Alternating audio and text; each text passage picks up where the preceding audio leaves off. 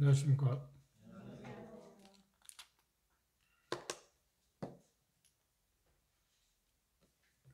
오늘은 데살로니가 전서 2장 1절부터 6절에 있는 말씀 보겠습니다.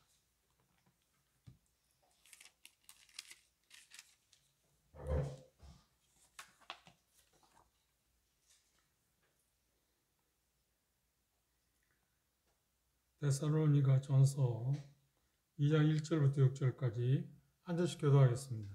제가 먼저 2장 1절 읽겠습니다.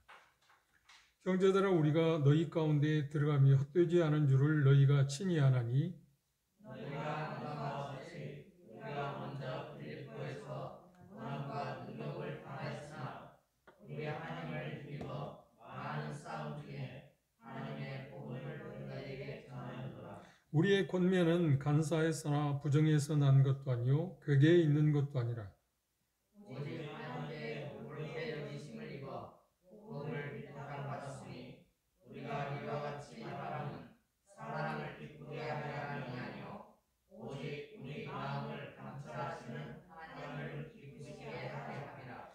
너희도 알거니와 우리가 아무 때에도 아첨의 말이나 탐심의 탈을 쓰지 아니한 것을 하나님이 증거하시느니라.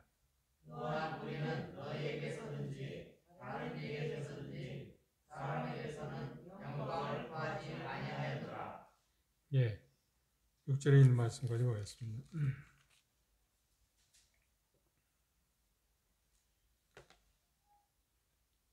세상에서 일반적으로 회사나 어떤 그룹, 어딘지 마찬가지인데, 교회도 마찬가지고요. 어떤 그 그룹들, 어떤 단체들, 어떤 직장, 어떤 회사, 거기에는 반드시 리더들이 있습니다.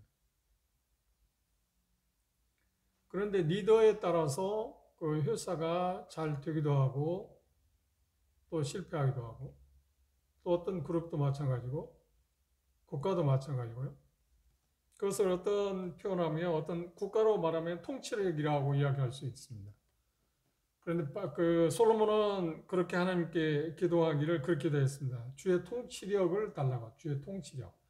주님께서 통치하시는 그런 방법을 가르쳐 달라고 하는 그런 표현을 했습니다. 이게 한 나라를 다스리는 사람들의 그 기도 내용일 거라고 생각합니다. 그런 것들을 일반적으로 뭐라고 하느냐면 리더십이라고 그랬습니다. 리더십이라고 하는 말은 쉬운 말로 하면 어떤 영향력, 어떤 사람들의 영향력을 끼친다는, 좋은 영향력을 끼쳐서 그런 어떤 그룹이나 어떤 국가나 가정에도 마찬가지입니다. 가정도 사람들이 얼마가 되느냐, 식구들이 얼마나 되느냐 상관없이 가장들이 가정의 어떤 리더 역할을 하는데, 그 리더십을 잘 발휘하면 가정이 좋은 가정이, 건강한 가정이 될 수도 있고 그렇지 않을 수도 있습니다. 그 리더십은 대단히 중요합니다. 어느 부분에 가든 어떤 그룹에 가든 간에 이 리더십은 반드시 존재하게 되고, 그 리더십은 그 중요한 비중을 차지한다고 생각할 수 있습니다. 리더십을 제가 찾아보니까 이렇게 정리한 사람도 있습니다. 사람의 마음과 생각에 동기를 불러넣어서 그러니까 불가능하다고 하는 것보다도 어떤 목표를 달성하도록 도와주는 그런 영향력, 그것을 리더십이라고 표현했습니다. 리더십은 여러 가지 표현들이 있습니다. 그런데 제가 본 리더십의 좋은 내용이라고 그렇게 생각합니다. 그러면 교회도 마찬가지지만 일반 사회에서 어떤 직장에서 리더들에게 공통점이 있다면 뭐라고 생각할까요? 지도자들에게 갖고 있는 어떤 공통점, 추구하는 것이 있다면 뭘까요? 여러 가지 이야기할 수 있습니다. 그런데 조사에 의하면 그걸 친화력이라, 대인 친화력이라고 표현했습니다.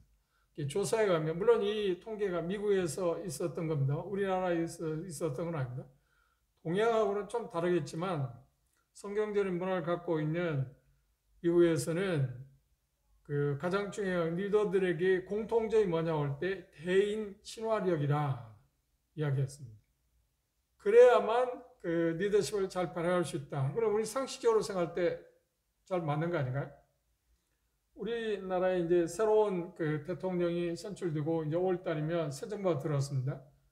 그런데 그 대통령들마다 그 뭐라고 그 공약들을 하냐면 국민들하고 허심탄회하게 뭔가 나누겠다. 이게 친화력에 대한 이야기를 합니다. 그런데 실질적으로 그 자리에 앉게 되면 그런 친화력을 발휘한 사람들이 우리가 찾기가 별로 쉽지가 않습니다. 왜 그럴까요? 그거는 두말할 것도 없이 리더들에게서 공통점이 바로 그것이기 때문에 그렇습니다. 친화력. 왜냐하면 왜 이런 이야기를 하냐면 여기 데살로니가전서 2장 1절에서 6절에 있는 말씀까지 보면 바울사들은 데살로니가 지역에 갔을 때 그가 리더로서, 물론 사도입니다. 사도로서 사도권을 행사하는 데 있어서 대단히 신중하게 어떤 행동을 했다고 이야기하고 있습니다. 그런데 본문에 읽은 말씀에 보면 4가지 부정적인 일을 하지 않았다. 그리고 다음은 우리가 볼 거지만 4가지 긍정적인 일을 했다. 그런 마음 자세를 취했다고 하는 표현을 했습니다.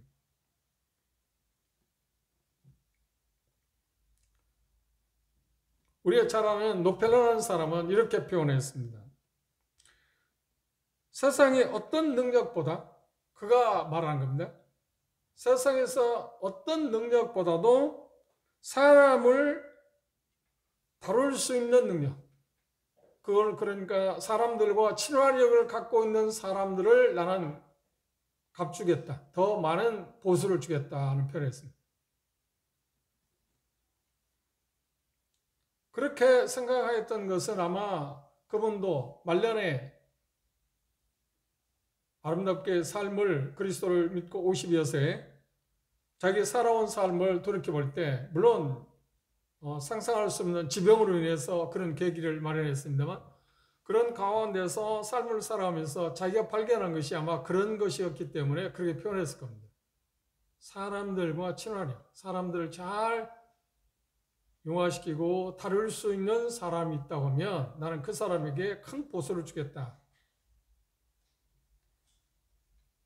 그런데 오늘날 우리 사회에서는 이런 사람들에 대해서 어떤 그 사람이 가지고 있는 지위나 능력이나 어떤 걸 얼마나 잘할 수 있느냐 하는 그런 것에 대해서 신경을 쓰지 그 사람이 얼만큼 친화력을 갖고 있냐 하는 것에 대해서는 별로 관심을 갖지 않습니다. 성경에서 말하는 진정한 리더십이 뭐냐면 정말 사람과 친화력을 갖고 있습니다. 우리 주님이 어떤 삶을 사시나요? 그렇게 사시지 않아요? 어떤 사람과의 관계에서도 그분은 참 친화를 갖고 있었습니다. 물론 그러지 않은 소수의 사람이 있었습니다. 그 사람들은 누군가요? 그 사람들은 한마디로 말하면 보려고 하지 않는 사람, 들으려고 하지 않는 사람들에 대해서는 그분도 어찌할 수 없었지만 그 이외에는 그 두 종류의 사람을 제외하고는 주님은 어떤 사람들하고도 편견을 갖지 아니하고 친화를 갖고 그들을 대했습니다. 그리고 그들을 도왔다고 하는 이야기입니다. 바울 사도는 이 본문 말씀에 보면 5번이나 6번인가요? 1절에 보시면 이렇게 표현했습니다. 다시 한번 주목해 보십시오. 형제들아 우리가 너희 가운데 들어가며 헛되지 않은 줄을 너희가 친히 안다고 그랬습니다. 과거의 일을 지금 이야기하고 있습니다. 안다. 5절에 보면 5절에도 너희가 알 거다. 9절에 보면 형제들아 너희가 기억할 거다. 10절에 보면 너희가 증인이다. 11절에 보면 너희 아는 바와 같이 2장에 보면 이렇게 6번 정도 과거에 있었던 일을 표현하고 있습니다. 과거를 집착하는 것이 아닙니다. 그래서 우리의 삶은 과거를 돌아보는 것은 대단히 중요합니다. 어떤 면에서 보면 하나님이 창조한 동물들 가운데 사람만이 아마 과거를 바라볼 겁니다. 과거, 지나간 일. 그런데 대다수 사람들이 과거를 생각하는 이유가 뭐냐고 하면 그 어떤 부정적인 쪽, 그러니까 자기의 잘못한 것에 매이는 그런 경향이 훨씬 많습니다. 그런데 성경에서 말하는 과거를 돌아보는 이유는 어떤 것 때문에 과거를 돌아보냐? 지난날을 돌아보는 수리하거나 돌아보는 이유가 뭐냐고 하면 과거를 통해서 우리의 의욕을 그러니까 새롭게 전진하기 위해서 우리는 과거를 돌아봅니다. 바울 사도가 여기 2장 1절 2장에서 이렇게 6번이나 지나간 일들을 이야기하는 이유는 뭐냐면 과거를 논하고 있는 이유는 뭐냐면 목적 진정성이 뭐냐고 하면 여기 표현 가운데 그렇게 표현했습니다. 헛되지 않게 하기 위함이다. 헛되지 않게 하기 위함이다. 헛된다는 말이 뭐야? 헛되다는 말이 뭔가요? 여기 2장 1절에 그런 표현했잖아요. 형제들아 우리가 너희 가운데 들어감이 헛되지 않을 줄 안다. 헛되지 않는다. 그러니까 바울 사도는 데살로니가 갔을 때 분명한 목적과 진정성을 갖고 있었다는 겁니다. 그것이 헛되지 않을 거다. 그러니까 과거를 내가 다시 이야기하는 이유가 뭐냐면 여러분들이 그 데살로니가 성도 여러분들이 내가 여러분들과 접하면서 약 한 달 동안 있었는데 그동안에 내가 그 짧은 시간에 복음을 전하고 하나님의 복음을 전하고 어떤 그 가르침을 줬는데 그것들을 지나고 나니까 지금 한 1년이라는 시간이 지나고 나서 정확히 말하면 2년이라는 시간이 지나고 나서 고린도에서 이 서신을 썼습니다. 그런데 3장에 보면 디모데를 통해서 다시 데살로니가 보내서 그들에게 가르침도 허락하고 위로도 주고 그들의 상황을 듣고 돌아오도록 했었던 것을 우리가 볼 수 있습니다. 그런데 지난 날에 바울 사도가 그곳에 있으면서 그들과 더불어서 살면서 복음을 전하면서 하나님의 복음을 전하면서 일어났던 일들을 다시 한번 되놓이는 이유는 뭐냐면 그렇지 지난 일들을 생각하고 과거를 바라보고 앞으로 전진하기 위해서 헛되지 않게 하기 위해서라고 하는 표현을 썼습니다. 우리도 매주마다 그 주님께서 우리에게 제정해 주신 만찬에 우리가 참여하잖아요. 그 만찬에 대해서 예수 뭐라고 하냐? 이것을 기억해 달라. 그렇죠? 기억하라. 기억하라. 기념하라. 기억하라고 하는 이야기죠. 그러니까 지나간 일들을 우리가 기억하는 이유는 뭔가요? 물론 그 두 가지 의미가 있습니다. 하나는 예수님께서 우리를 위해서 하신 일들을 우리가 반추하고 생각함으로 말미암아서 우리가 하나님의 은혜에 대해서 찬양하고 감사하기 위한 것도 있지만 또는 어떤 거예요? 다시 오실 주님에 대해서 우리가 바라보게 되는 것이죠. 그렇죠? 그래서 지나간 그러니까 한 주 동안에 살았던 삶을 우리가 다시 돌아보고 다시 오게 될 새로운 주일에 대해서 새 주간에 대한 준비를 하고 전진하기 위해서 우리는 그 일을 하고 있습니다. 그렇죠? 그게 대단히 중요한 거예요. 그게 지나간 거, 과거만 멈춰 있으면 안 됩니다. 우리는 그것을 거침돌이 아니라 디딤돌로 만들어서 우리는 앞으로 전진해 가는 것이 과거를 돌아보는 이유들 가운데 하나입니다. 여기 바울 사도는 여기 말씀해 보면 그들이 무엇을 기억하기를 원했을까요? 전한 것을 말하는 이유는 뭔가요? 무엇보다도 자기 자신이 바울 사도가 데살로니가 지역 교회 성도들에게 한 일들이 헛되지 않다고 하는 것을 일깨우기 위함. 왜 그랬을까요? 이유는 지금 거짓 교사들이 바울 사도가 그것을 떠나고 나서 데살로니가 지역 성도들을 회유했습니다. 어떤 회유를 했나요?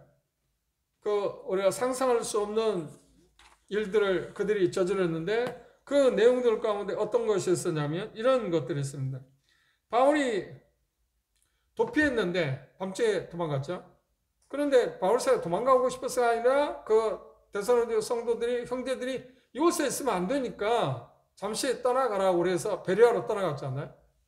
그런데 그걸 데살로니가 지역 성도들이 다 알지는 못하잖아요. 장본인들만 알 거 아닙니까? 대표자들만 알 거 아닌가요? 그리고 그것에 대해서 아마 설명을 하기도 했을 것입니다. 그렇죠? 그런데 거짓 교사들은 그것을 갖고 뭐라고 하냐면 떠나고 나서 한 번도 방문한 일이 없습니다. 방문한 일이 없는데 2장 후반 보면 여러 차례 방문하기를 원했는데 사단이 막았다고 하는 표현을 썼습니다. 우리가 그 이유는 전에 잠시 언급을 했고 다음 시간에 그 부분에 대해서 구체적으로 이야기할 때 이야기할 겁니다. 그런데 그걸 갖고 거짓 교사들은 뭐냐면 바울사도가 여러분들이 와서 복음을 전했다고는 하지만 동기가 순수하지 않았다. 그리고 그 핍박이 일어나자마자 자기 목숨을 건지기 위해서 너희들은 어떤 상황이 있든 간에 핍박받고 어려움을 겪고 있는데도 불구하고 상관없이 마치 어머니가 애를 태어나자 못해서 나오자마자 버리고 간 사람처럼 치부했어요. 악평했어요. 평판을 일어났어요. 그 무서운 일이 아닌가? 그런데 그런 이야기들을 듣게 됐을 때 데살로니가 지역 성도들이 어떻게 생각하냐면 그 말을 듣게 될 때 고개를 갸우뚱해야 하잖아요. 이건 아니지. 이건 하는데 어떻게 하냐. 고개를 그랬어. 그러면 뭔가 그럼 바울사도 그곳에 와서 한 게 지금 헛되게 된 게 아닌가요? 그곳에 와서 여기 표현 가운데 그런 표현을 했으면 빌립보에 있을 때 엄청난 고난을 받았다. 그리고 바로 지금 데살로니가 왔지 않나요? 그런 데살로니가 와서 하나님의 복음을 전한다는 이유 때문에 지금 핍박을 받고 있잖아요. 어려움을 받고 박해를 받고 지금 피했지 않나요? 그들의 영혼을 사랑하고 그들을 구원하기 위해서 주님께 인도하기 위해서 그곳에 와서 복음을 전했는데 거짓 교사들은 그게 순수한 동기가 아니었다. 또 어떻게 악평했냐면 어떤 그 교사들은 그런 불성실한 사람입니다. 책임감이 없다는 거예요. 책임감이 없다는 거예요. 달면 삼키고 쓰면 뱉는 사람. 책임 없는 사람. 엉터리 교사다. 왜냐하면 왜 엉터리 교사냐면 어렵다고 도망가는 사람이 어디 있는 거예요. 목자라고 말하면 양이 어려울 때일수록 목자와 같이 있어야 하잖아요. 그런데 어렵다고 도망갔다? 그런데 그건 싹군이다는 거죠. 그런 말대로 하면 지금 당위성이 있지 않나요? 지금 바울사들은 베레아를 갖고 다시 돌아오지 못하는 분명한 이유를 갖고 있는데 그 내용을 모르는 사람들은 그 거짓교사들의 꼬임에 괴계에 넘어가 버린 거죠. 그래서 갈등이 있었습니다. 그런 쪽에 문제가 파생했습니다. 그런 일들이 자기들에게 데살로니가 지역 성도들에게 계속 일어난다고 어떤가요? 바울사들은 지금 데살로니가 지역에 가서 복음을 전하고 복음을 전할 때 그냥 편안하게 복음을 전하는 게 아니라 지금 목숨을 내놓고 복음을 전하는 거나 마찬가지잖아요. 그리고 생사한 문제가 있어서 지금 데살로니가 지역 성도들이 떠나가면 좋겠다고 그래서 안내를 받아서 베레아로 갔잖아요. 그리고 거기까지 또 와서 핍박을 하니까 안 내려고 갔지 않나요? 그리고 또 그들은 어떤 표현을 했냐면 그런 바울은 사도가 아니고 직업을 얻기 위한 직업의 하나의 수단으로서 이곳에 와서 복음을 전했다. 먹고 살기 위해서. 그리고 자기 영의 명예를 위해서 한 거다. 그래서 지금 바울사들은 여기 4가지 부정적인 나는 그렇게 하지 않았다. 나는 그렇게 하지 않았다. 이 말을 뭐로 표현한 겁니까? 지금 그걸 반대하고 지금 비난하고 평판을 그리는 반박하는 사람을 향해서 바울사들은 뭐라 하냐면 하나님이 증인이다. 그리고 여러분들이 증인이지 않느냐. 내가 그러지 않았다는 거야. 어떤 걸 안 했다는 거야? 부정적인 일을 하지 않았다. 그것을 바울사들은 지금 하나하나씩 여기 보면 열거했습니다. 이 4가지 것들을 통해서 우리가 배울 수 있는 건 뭐냐면 우리가 하나님을 섬기는 바울사는 물론 사도입니다. 하나님을 섬기는 일에 있어서 우리는 어떤 자세로 하나님을 섬겨야 할 건가. 그 가운데서 긍정적인 것은 다음 우리가 생각하고 부정적인 건 4가지를 우리가 먼저 생각할 수 있습니다. 모두에서 말한 것처럼 리더들은 가정의 리더들이든 작은 쪽에 주일학교 교사가 됐든 학생의 교사가 됐든 어떤 부분에서든 내가 어떤 것에 어떤 분야에서는 어떤 리더라고 한다면 우리가 이 자세를 취하는 게 필요하다는 겁니다. 어떤 자세? 부정적인 자세입니다. 긍정적인 게 아닙니다. 부정적인 가운데 첫째, 바울사들은 여기 보면 지도자가 마음 가운데 삶 가운데 없어야 할 4가지를 이야기했어요. 첫째 뭔가요?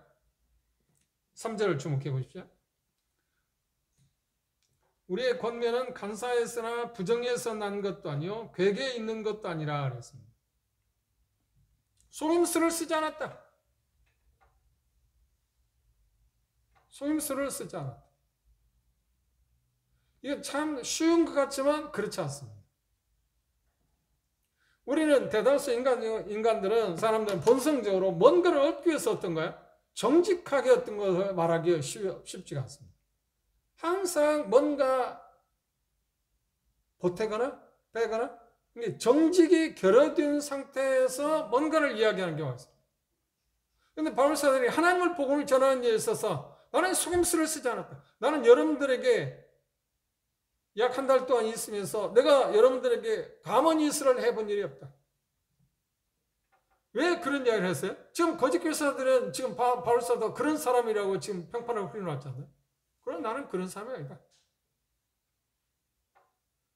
여기 본문을 자세히 보시면 우리 번역성경에는 그게 표시가 안 나와 있습니다. 1절하고 2절 차이가 있습니다. 1절 다시 보면 형제들아 우리가 너희 가운데 들어감이 헛되지 않은 줄을 너희가 친히 안다. 그렇죠? 친히 안다. 그리고 2절에 보면 너희 아는 바와 같이, 그런데 2절의 시작이 뭐냐? 그러나 그리고 라는 말이 있습니다.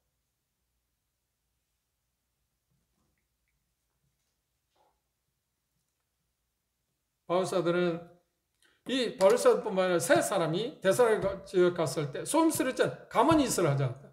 정직하게 할 이야기를 했다. 공정하게 이야기했다. 다 드러내고 했다. 다 드러내고. 뭔가 감추는 게 있는 게 없었다.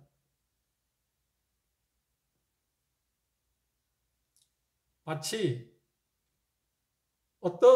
바울사의 표현은 어떤 거냐면 이런 표현을 합니다. 당신 호주머니에 뭐가 들어있어? 아무것도 없네? 그렇게 말하는 게 아니고 뭐라고 하는 거야? 이거 보이잖아. 이거 아무것도 없다. 이 지금 표현이 그럽니다.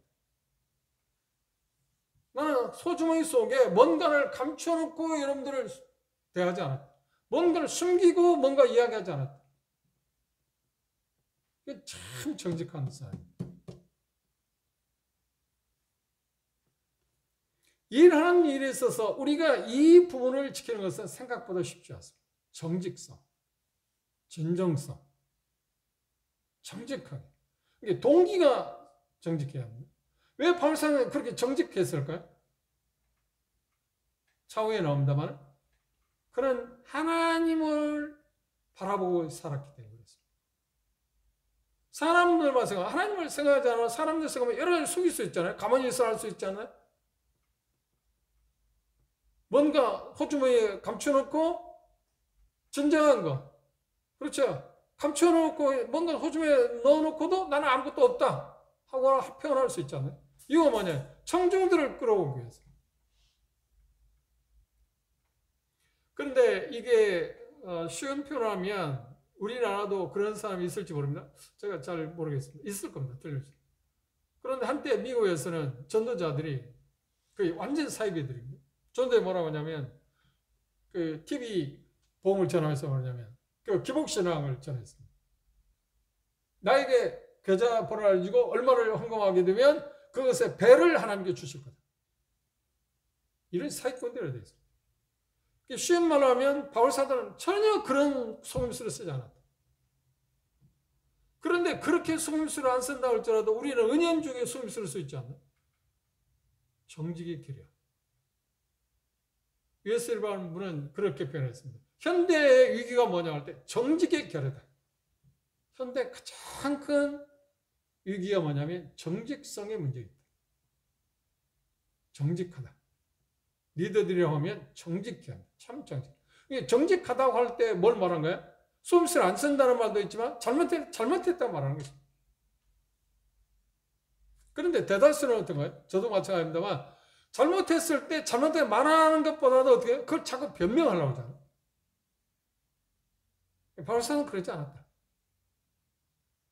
뭔가 그들에게서 호의적인 마음을 얻기 위해서 진정하지 않는 것, 정직, 진리가 아닌 것을 말한 일이 없다는 겁니다. 속임수를 쓰지 않았다는 게. 그렇죠? 두 번째, 뭘 하지 않았다고요? 4절, 5절을 주목해 보십시오. 오직 하나님의 옳게 의심을 입어 복음을 전할 부탁을 받았으니 이는 우리가 이와 같이 말하면 사람을 기쁘게 하려 함이 아니요 오직 우리 마음을 감찰하시는 하나님을 기쁘게 하는 거예요. 사람을 기쁘게 하는데 마음을 멈추지 않았다. 사람의 비위를 맞추려고 하지 않았다. 사람이기 때문에 사람들을 얻기 위해서 우리는 어떤 태도를 취하는 거야? 그들 비율을 맞추지 않나요? 참 이게 생각보다 이 본을 지키는 게 생각보다 어려운 부분입니다. 왜 그러냐? 바울사는 왜 그랬다고요? 왜 나는 사람 비율을 안 맞췄다고요? 나는 하나님을 기쁘시게 하는 사람이지. 왜? 하나님이 종이니까. 하나님은 부름을 받았으니까. 하나님이 기뻐하시는 거라고 하면 사람이 어떻든 간에 나는 그걸 다 말했다는 거예요. 리더들에게 가장 취약점이 있다면 사람들의 비율을 맞추는 거예요. 이유가 뭔가? 그 사람을 얻기 위해서. 그런데 그 사람을 얻는 것처럼 보이지만 결국 어떤가요? 그들이 배신할 겁니다. 그들이 돌아설 것입니다. 그렇게 얻으면 진정한 열매가 아니잖아요. 바울사들은 진정한 이렇게 사람 비율을 맞추지 않고 복음을 전했는데도 불구하고 많은 사람이 돌아섰잖아요. 그건 어쩔 수 없는 거예요. 그런데 사람 비율을 맞추면 사람들이 뭐 어떤 면에서 구름대 같이 모인다든지 좋아한다고 할 수 있어요. 찬성 투표를 할 수 있을지 모르지만 언젠가는 어떻게 해요? 다 그게 드러나게 될 때 오히려 더 커다란 모욕을 당할 것입니다. 사람의 비율을 맞추지 않는 것. 그러니까 긍정적인 쪽에서 하나님을 기쁘시게 하는 사람입니다. 하나님을 기쁘시게 하는 사람입니다. 갈라디아서 쓸 때도 바울사도 뭐라는 거예요? 나는 하나님을 기쁘시게 하는 사람이지 하나님을 좋게 하랴 사람을 좋게 하랴. 사람을 좋게 한다면 내가 그 할례나 율법을 지키는 문제 때문에 어려움을 받을 필요가 없잖아요. 복음을 전하는데 순수한 복음을 전하는 것 때문에 어려움을 안 당해도 되지 않아요? 비율을 맞추면.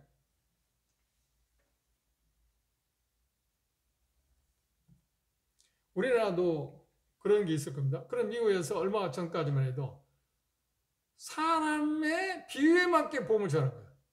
그래서 그게 어떻게 전하냐면 예수를 믿지 않으면 지옥 간다. 그거 말을 하죠. 죄라고 하니까 허물, 연약함이라고 해요.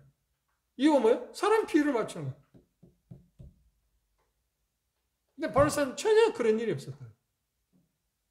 그렇게 하지 않다. 왜? 하나님이 기뻐하시니까. 하나님이 기뻐하시느냐라면 사람의 비위를 건드리는 일이 있을지라도 그렇게 할 수밖에 없어요. 왜 핍박을 받았나요? 핍박은 왜 박해를 받는가? 그리스도인들이 박해받는 이유가 뭔가? 그 사람 비위를 거스르기 때문에 그런 거 아닌가요? 비위를 맞추면 그러지 않지 않나? 오늘 저녁 싸움에서 제안하고 그런 이야기 했습니다. 제안하고 그런 이야기 했습니다. 직장에 다는 형제 자매들이 어떤 직장에서는 지금은 그러지 않을지 모르겠는데.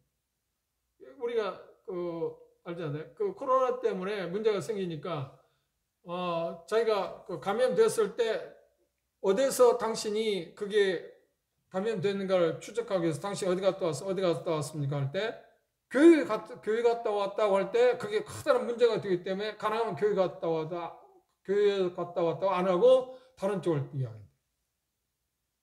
아니, 교회 갔다 와서 걸렸다고 하는데, 그건 당해야 할 거 아니에요. 그렇죠. 사람 비를 맞출 일이 아니잖아. 정직한 말 해야 하잖아. 내가 최선을 다했는데, 그렇죠? 교회 갔는데도 걸렸을 경우에. 그거 어떻게 해요? 그걸 말해야 하잖아. 그런데 교회 갔다 오면 어떤 불이익을 당하고 오히려 따돌림 당하니까, 왕따 당하니까, 아니, 교회 가는 게 아니에요. 너 다른 어디 가서 이제 얼버무린다 안 되지? 그런데 우리는 일상생활에서 이 비유 맞추는 것 때문에 생각보다 참 힘듭니다. 물론 사람이 다 기질적으로 그걸 되게 싫어하는 사람도 있고, 그걸 잘하는 사람도 있습니다. 그런데 하나님을 섬기는 일에 있어서 그게 작은 거든 큰 일이든, 가정에서도 마찬가지고, 정말 사람의 비유를 맞추는 것은 아닙니다.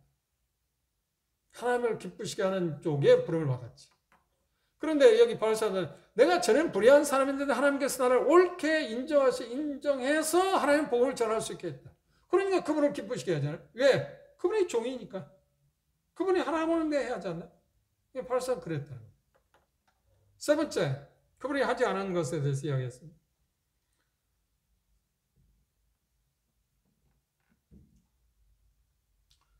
5절 주목해 보십시오. 너희도 알거니와 우리가 아무 때에도 아첨의 말이나 탐심의 탈을 쓰지 않았다. 비를 맞추지 않았다고 하는 거하고 비슷한 게 뭔가요? 아첨하지 않았다는 말입니다. 아첨하고 비위를 맞추지 않았다는 건 뭔가요? 비위를 맞추지 않았다는 말은 앞에서 말한다. 사람을 기쁘게 하는 일을 하지 않았다. 하나님은 사람을 기쁘게 하는 일에 자기 자신이 어떤 것을 투자 안 했다는 말이고, 아첨은 뭔가요? 아첨은 비위를 맞춘다고 하고 비싼 이야기이긴 합니다. 아첨이라는 건 뭔가요? 그 사람을 얻기 위해서, 그 사람 마음을 얻기 위해서 자기가 어떤 것을 목표한 것을 가도록 하기 위해서 어떻게 했어요? 사실이 아닌 것을 말함으로 말미암아서, 그러니까 그 사람 마음 가운데 어때요? 헛바람을 집어넣는 거죠. 그게 아침이잖아요. 그 사람의 실질적인 것을 정당하게 말하지 못하는 거예요. 그리고 여기 표현하고 있는 것처럼 탐심을 갖고 있었잖아요. 탐심이란 말이 뭔가요? 골로새에 보면 탐심은 우상숭배라 했어요. 탐심은 더 갖고자 하는 거. 하나님께서 이미 주셨는데 그것보다 더 많이 갖고자 하는 거. 갖고 또 더 갖고자 하는 마음을 탐심이라고 했어요. 나는 탐심의 탈을 쓰지 않았다. 왜 이런 이야기를 했어요? 거짓 교사들은 바울 사도가 지금 데살로니가 와서 복음을 전한 이유가 뭔가요? 이 탐심이라고 표현한 거예요. 일종의. 돈도 없고 명예도 없고 그 다음에 뭣도 얻어요? 자기가 생각하고자 하는 그런 권세도 없고 그리고 사람들로부터 존경도 없고 영광도 다 얻기 위해서 와서 그가 복음을 전했다는 거예요. 그런데 바울 사도는 나는 그런 탐심을 갖고 있죠.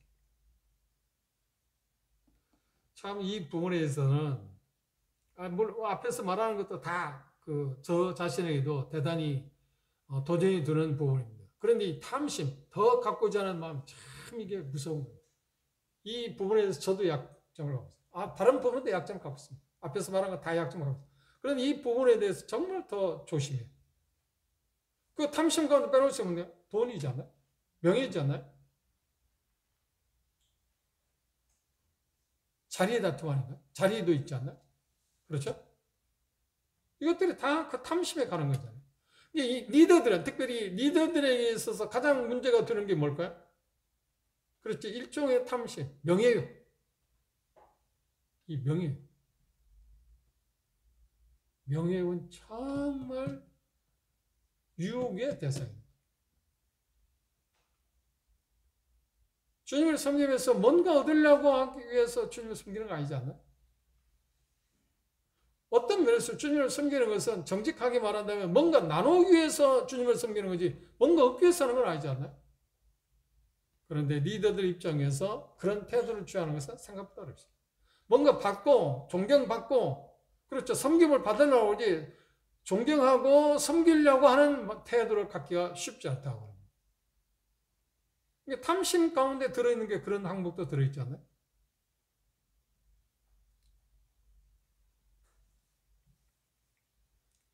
끊임없이 더 갖고자 하는 거예요. 끊임없이 더 높아지고자 하는 거예요.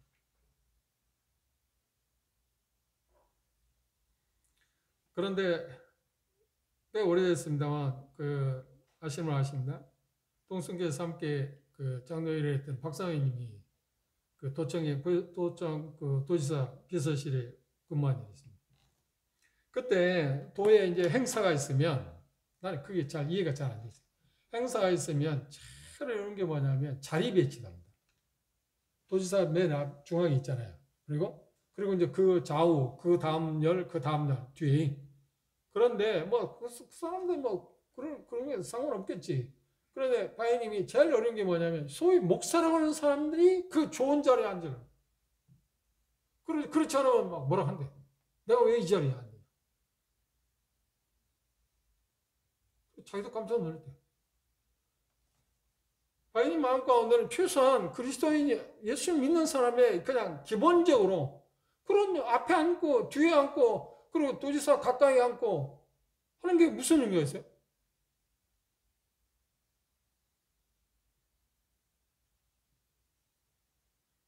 그 이야기를 들을 때 꽤 오래됐습니다. 그 이야기를 때 저 자신을 돌아봤어요. 우리 모임에서는 좀 그런 게 다른 데보다는 좀 약합니다. 그런 걸 쉽게 말하면 더 내세우거나 하는 그런 게 그렇게 노골적인 것은 별로 없어 보여요. 그럼에도 불구하고 은연중에 명예심이 있습니다. 사람들로부터 다른 형제 자매들 존경을 받는 대상이 된다든지 그것에 대해서 마음을 갖죠. 물론 자연스럽게 자기가 하는 은사에 따라서 하나님이 어떤 일하시고 역사하심으로 말하면 존경을 받는 거 그건 뭐라고 하겠습니까? 할 말이 없잖아요. 그런데 그런 주제도 안 되면서 뭔가 더 뭔가 얻으려고 하는 거야. 명예를 얻고 내가 그래도 전국이 최고야. 어떤 면에서 형제자매들이 하나님이 형제자매를 통해서 하나님께서 그런 존경받는 대상이 되게 했을지라도 하나님 앞에서 어떤 태도를 취하는가? 겸손을 취하지 않아요. 왜? 평화는 해망의 선봉입니다. 그래서 생각보다 넘어진 형제들이 많지 않나요? 이 탐심, 무서운 일입니다. 근데 바울사는 그게 없어요. 나는 탐심의 탈을 씁니다. 참 우리가 정말 본받아야 할 문제 아닌가요? 그리고 다섯 번째, 네 번째, 여기 표현한다고 하면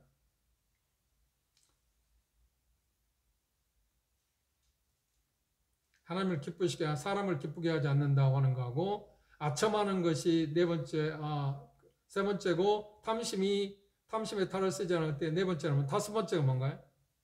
7절 좀 볼게요. 거기 오늘 읽지 않았습니다만 6절 7절에 6절 우리가 그리스도의 사도로 능히 존중할 터이나 그러나 너에게든지 다른 에게든지 사람에게는 영광을 붙지 않는다. 이 말이 무슨 말인가요? 권위를 내세우지 않았다. 이게 리더들에게 치명적인 일입니다. 가장 쉽게 넘어질 수 있는 지도자도 그런가? 내가 그래도 교회 장로인데? 내가 교회 목사인데? 내가 그래도 원로인데? 아니 그렇죠. 중요해죠. 중요해요. 그런데 바울사는 자기 사도예요. 그런데 사도라고 사도권을 난 주장할 일도 없다. 예수님께서 말한 거야. 이 세상의 위정자들은 지도자들은 성경을 받는 것에 대해서 대단히 중요해요. 그들의 가치를 측정하지만 주님은 어떤 사람을 측정한다? 얼마나 많은 사람을 섬기는 것 같고 그 위대성을 크냐 작으냐를 측정한다고 그랬잖아요. 주님이 그렇게 가르치셨습니다. 그리고 그렇게 사셨습니다. 그런데 그거를 배우는 사람들인 지도자들이 뭐라고 하면 그걸 안 해요. 자기 주어진 권위를 주장해요. 내가 그래도 지도자인데 내가 교회 인도자인데 내 말 안 들어? 내 말대로 해야잖아. 이게 참 무서운 일입니다. 바울사도는 얼마든지 자기가 사도이기 때문에 그 사도권을 갖고 그리고 직접 부활하신 주님께서 그에게 그 사도권을 주었잖아요. 그리고 이방인의 정체적인 사도권을 주었잖아요.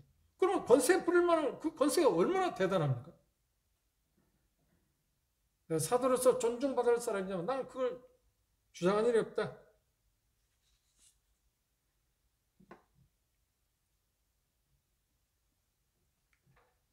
그걸 우리는 일반적으로 뭐라 하냐면 직권남용이라는 얘기. 정치적인 말로 그렇잖아요. 그죠? 자기 준 권한을 벗어나는 거. 하나님께서 우리에게 어떤 그런 권위를 주었다고 하면 사람들을 섬기기 위한 거지. 다스리고 뭐 어떻게 지배하고 통제하고 자기가 독재권을 행사하기 위해서 하는 건 아니잖아요. 그런데 리더들이 그런 함정에 쉽게 빠질 수 있습니다.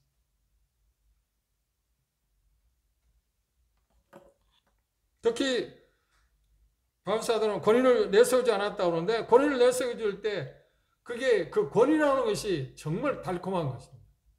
그래서 그 유혹에 빠지기가 참 쉽습니다.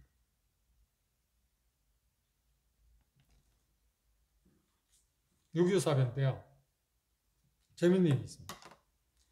유교사변의 이북에서는 이 남한을 점령하고 나서 그 어떤 동네나 어떤 마을에서 어떤 사람을 안장을 채워줬냐면 리장위원장 그런 거겠죠. 누구를 채워줬냐? 머슴살이한 사람. 그러니까 그 당시에 좀 학대받고 멸시받는 사람을 내세웠어요. 그리고 몽둥이를 준 거예요. 그리고 네가 권위를 행사하라. 사정없이 찾아다니면서 죽인 거예요. 이게 3회 때. 제도력을 갖고 있는 정말 지성인들 똑똑한 사람들에게 안장을 치우면 그거 하겠어요? 안 하겠어요? 안 했지. 그렇게 행사. 적극적으로 돕질 않잖아. 이게 머슴들, 소유받은 사람들, 학대받은 사람들에게 그런 안장을 채워줘서 그 정말 비열한 짓이다. 그들은 죽을지 살지 모르고 한 거야. 김일성이 충성하고.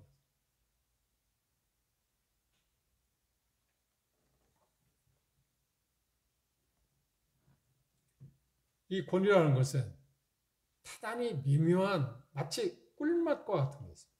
달콤합니다. 그래서 그것을 사람들은 잡으려고 그러고 그게 주어졌을 때 그걸 어떻게든지 행사하려고 해요. 그래서 그걸 행사하게 될 때 우리는 뭐라고 해요? 권위주의라고 하잖아요. 권위주의. 권위는 대단히 중요한 것입니다. 주의라고 하는 자체는 안 좋은 거잖아요. 그걸 갖고 휘두르는, 칼처럼 휘두르는 거예요. 권위는 대단히 행사를 해야 합니다. 행사를 해야 합니다. 그러나 그것을 칼처럼 자기에게 주어진 어떤 일종의 무기처럼 사용해서는 안 된다고 하는 것입니다. 그런 사람들 가운데서 우리는 뭐라고 해요? 독재자라고 하잖아요. 그런데 우리들 가운데도, 니들들 가운데, 형제들 가운데 독재자들이 얼마나 있습니다. 자기 마음대로 거예요. 특히 좀 생각해 할 거면 자기가 어떤 교회를 개척했다든지 했을 때 마치 자기가 자기 교회처럼 모든 걸 자기가 결정하고 자기가 뭔가 할 수 있다고 생각해요. 이게 얼마나 무식한 이야기입니까? 거기까지는 가지 않을지 몰라도 리더들에게서 중요한 게 뭐냐면 이 권위주의에 빠져서는 절대 안 돼요. 그런데 바울 사도는 내가 사도지만 사도권을 내가 주장하지 않았다. 내게 주어진 사도권이 주어질 때 그걸 섬기기 위한 것이지 뭔가 군림하고 독재하고 다스리기 위해서 물론 다스림도 필요한 것입니다. 그러나 하나님의 말씀에 의한 다스림이지 저희가 생각하는 사사로운 다스림을 하지 않았다는 겁니다. 권위는 대단히 필요한 것입니다. 그러나 권위가 지나쳐서 권위주의로 흐르는 것은 하나님 앞에 정죄받을 일입니다. 그래서 그걸 항상 경계하고 있어요. 그때마다 어떻게 경계해서 문제를 해결할 수 있나요? 그것은 하나님께 내게 어떤 권위를 줬다면 그건 형제 자매들을 다른 사람을 섬기기 위한 것이지 내가 그 권위를 행사해서 사람들을 지배하고 지배욕입니다. 그렇죠. 일종의 그게 아니라고 하는 것을 우리 마음가운데 계속 스스로 어떻게 해야 돼? 조절해야 하고 절제해야 돼. 그렇지 않으면 어떻게 해? 나도 모르게 빠져. 은연중에 빠진다는 거야. 아, 내가 그래야지 아니지 하면서도 나도 모르게 가는 거야.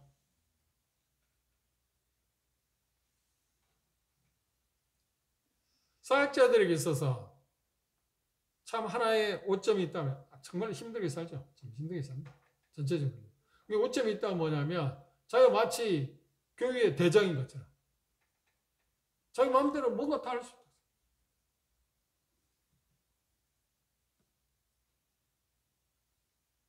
제가 간혹 슬픈 예를 듣는 게 뭐냐면 심지어 어디까지 관여하냐면 재정 문제까지.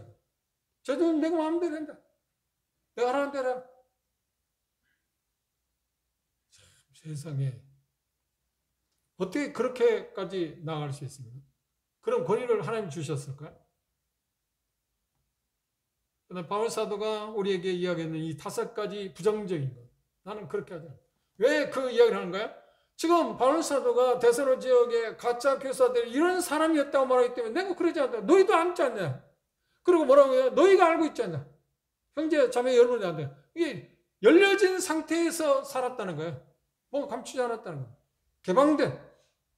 그리고 뭐라고 해요? 너희가 증인이고 다음 누가 증인? 하나님이 안다. 거짓 교사들이 말이 거짓말이지 않나. 그런데 사람은 우리가 이 이야기를 이 내용을 들을 때 왜 어떻게 그렇게 데살로니가 성도들이 바울 사도들이 그렇게 이야기하겠어요? 그런데 거짓 교사들 말하면 들어간다니까. 그게 먹힌다니까. 왜요? 그 배우 사단이기 때문에. 그래서 지금 바울 사도는 자기 자신을 변호하기 위한 거예요? 아니요. 하나님의 복음을 변호하기 위해서 지금 이야기하는 것입니다. 자기 개인에 대한 이야기가 아닙니다. 우리 오해하면 안 됩니다.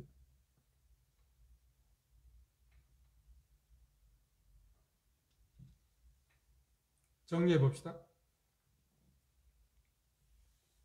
솜씨를 쓰지 않아요. 가만히 있으려고 합니다. 그리고 사람을 기쁘게 합니다. 하나님을 기쁘게 하는 사람이 나는 하나님 그리고 아첨하지 않는다. 아첨 참 우리가 약합니다. 사람을 얻기 위해서 아첨하는 경우가 있잖아요. 그 다음 네 번째는 탐심. 정말 조심해야 할 문제. 그 다음 다섯 번째는 권위를 내세우지 않는 것. 리더들에게서 가장 큰 약점이 있다 보면 이 다섯 번째, 그렇죠? 권위를 행사하고자 하는 것. 권위주의에 그러지 않도록. 다음 시간에 이제 바울 사도는 긍정적인 쪽에서 네 가지를 해요. 나는 이렇게 했다. 이렇게 하지 않았다고 말하고 이제는 내가 이렇게 했다. 그런데 그 말을 하면서 말하는 거예요. 여러분들이 알잖아요. 여러분들이 알잖아요. 내가 그렇게 한 걸 여러분들이 알잖아요. 그리고 그건 하나님의 정의이다. 바울 사도가 그렇게 했던 이유가 뭔가요? 하나님을 기쁘시게 하고자 하는 거예요. 하나님 앞에서 자기가 삶을 살기 때문에 나는 이렇게 살았다. 그러니까 열려진 상태에서 살았다는 거예요.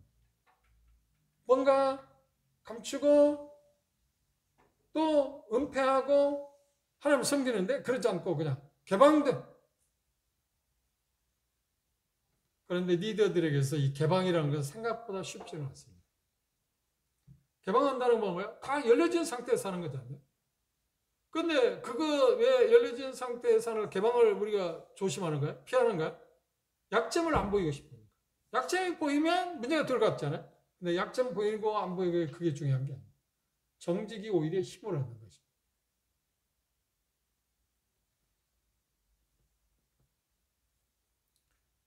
바울사도는 하나님의 복음을 전하게 될 때 자기 자신이 불의한 사람이 있는데 하나님께서 옳다 인정하셔서 복음을 전하게 하셨을 때 하나님을 기쁘시게 하는 일에 하나님의 종이기 때문에 하나님을 기쁘시게 하는 일에 자기 매진했다. 데살로니가 지역 가서도 그랬다.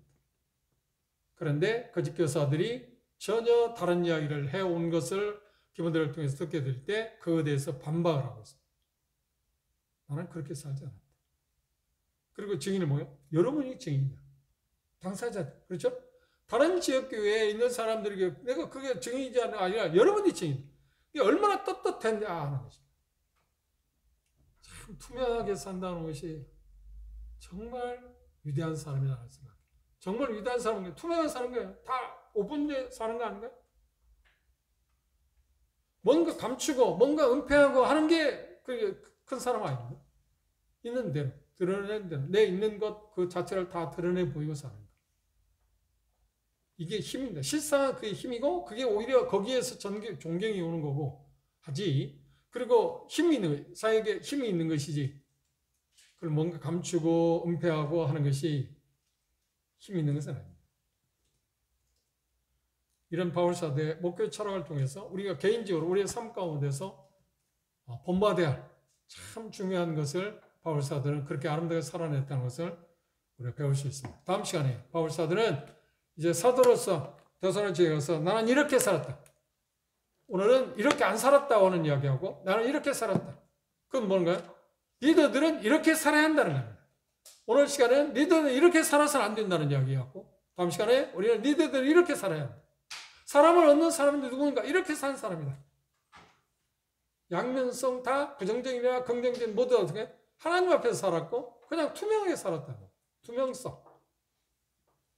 우리가 정말 찾아야 할 건 뭔가요? 투명하게 사는 것입니다. 기도합시다.